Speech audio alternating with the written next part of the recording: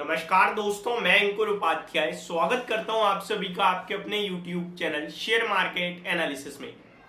एक शेयर जिसने निवेशकों को पैसा बना के दिया ही नहीं बीते 2 सालों में, और ये कोई small cap mid cap share नहीं है, ये भारत की टॉप 50 कंपनीज में आती है। कंपनी का नाम है यूपीएल।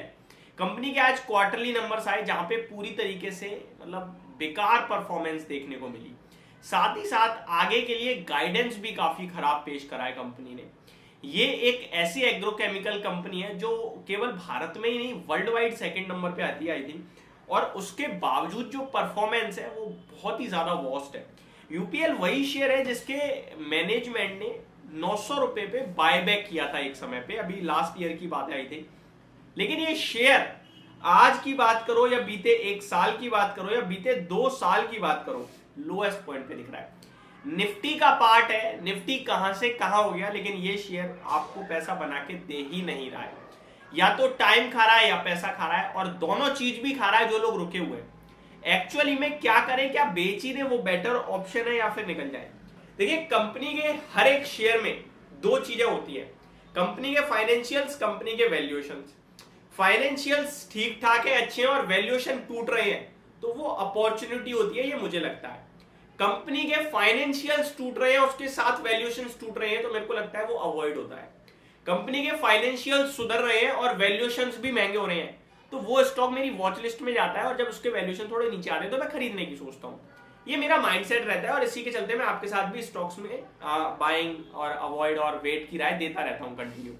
अब पहले मैं इस कंपनी के रिजल्ट्स डिस्कस करूंगा, फिर बाकी के 2 पैरामीटर्स जो बताया उस पर आऊंगा। रिजल्ट्स में आपको कुछ भी अच्छा दिखेगा ही नहीं। एक्चुअली कंसोलिडेटेड नेट लॉस पेश करा है, लॉस हुआ है कंपनी को 190 करोड़ का, और अनुमान था 320 करोड़ के प्रॉफिट का, तो पूरी तरीके से अंडर परफॉर्मेंस आई है। 814 करोड़ का प्रॉफिट घटकर लॉस में बदल गया है 190 करोड़ के। कामकाजी मुनाफा कंपनी का 1325 करोड़ का रह गया है, जो लास्ट ईयर सेम क्वार्टर में 2444 करोड़ का था, आधा रह गया है। बाजार का अनुमान था कि 2000 करोड़ का प्रॉफिट आएगा, लेकिन उसके सामने कुछ नहीं रहा। मार्जिन 13% पे आ गए हैं, 19.5% से गिरकर बाजार का अनुमान था 19% के रहेंगे। तो पूरी तरीके से वर्स्ट परफॉर्मेंस कह सकते हैं आप, बहुत ही खराब। रेवेन्यू के नंबर देखोगे तो 12,500 करोड़ से घटकर 10,000 सॉरी एक बार मैं दोबारा चेक करना चाहूंगा, जी हाँ, 12,500 करोड़ से घटकर 10,100 करोड़ पे रेवेन्यू का नंबर आया है। कामकाजी मुनाफा देखोगे आप अगर कंपनी का,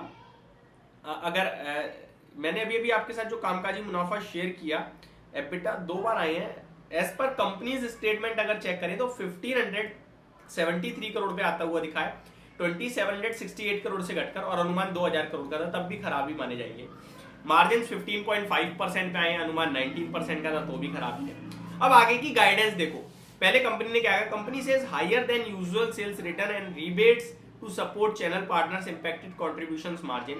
Company MD says optimism for improved performance in H2 FY24 as farm gate demand remain robust and inventory levels normalize in key region. Company कह रही है ये जो सेकंड हाफ चालू हुआ है इस फाइनेंशियल ईयर, इसमें कंपनी इंप्रूव होगी, तो ये अच्छी बात है भाई, निवेशकों के लिए एक राहत दी है। Company says adjusting for this temporary impact the H1 FY24 contributions margins would be higher by 300 basis point versus last year. Company कह रही है लास्ट ईयर के मुकाबले इस पहले हाफ में 300 बेसिस पॉइंट से मार्जिन इंप्रूव हुए हैं, बट कहां से पता ही नहीं चल रहा। आगे बात की जाए, कंपनी ने गाइडेंस पूरी तरीके से खराब कर दी है। अभी गाइडेंस कंपनी जो रेवेन्यू की दे रही है, एबिटा ग्रोथ कह रही है 0% से लेकर -5% की एबिटा ग्रोथ है, यानी कि -5% की। अब दूसरे पैरामीटर पे आ जाता हूं मैं, वैल्यूएशंस के। वैल्यूएशन बहुत ही रीजनेबल, बहुत ही सस्ते और बहुत ही अच्छे दिख रहे हैं इस कंपनी के। ऐसा लग रहा है इन वैल्यूएशंस पे इस स्टॉक को डेफिनेटली खरीदना चाहिए। बट जैसा कि मैंने कहा, वैल्यूएशंस मेरे लिए तब मैटर करते हैं जब फाइनेंशियल्स तो इंप्रूव हो रहे हैं और वैल्यूएशन सस्ते हो रहे हैं, तो मेरे लिए लेना है। तो अगर मैं फाइनेंशियल्स की तरफ जाऊं, अगर देखूं फाइनेंशियल्स कैसे हो रहे हैं, पहले मैं स्टॉक को ओपन कर लेता हूं पूरी तरीके से और फिर बात करता हूं। 40,000 करोड़ का मार्केट कैप है। कंपनी की परफॉर्मेंस देखूंगा तो पूरी तरीके से डिस्ट्रॉय हो गई है। कंपनी ने दिसंबर क्वार्टर में 1360 करोड़ का प्रॉफिट पोस्ट करा, मार्च में 1000 का रह गया, जून में 100 करोड़ का रह गया, और अभी सितंबर में 300 करोड़ का घाटा पेश कर दिया। तो क्या करूं मैं इस कंपनी का, क्यों ही लूंगा, वैल्यूएशन तो टूटेंगे ही जब कंपनी कुछ कर नहीं रही है। तो अगर आप पूरे साल का देखेंगे तो FY21 में 3,500 करोड़ का मुनाफा था, 22 में 4,500 करोड़ का, 23 में सेम 4,500 करोड़ और करंटली TTM बेसिस पे 2,250, आधा करोड़ आधा रह गया मुनाफा 2,250 करोड़ का। तो ये चीज काफी डिस्टर्ब लगती है, काफी खराब लगती है। हालांकि शेयर होल्डिंग पैटर्न में कोई ज्यादा खास बदलाव नहीं हुआ, 2% पब्लिक की बढ़ी है, लेकिन DIIs ने भी बढ़ाई है, FIIs ने कम करी है।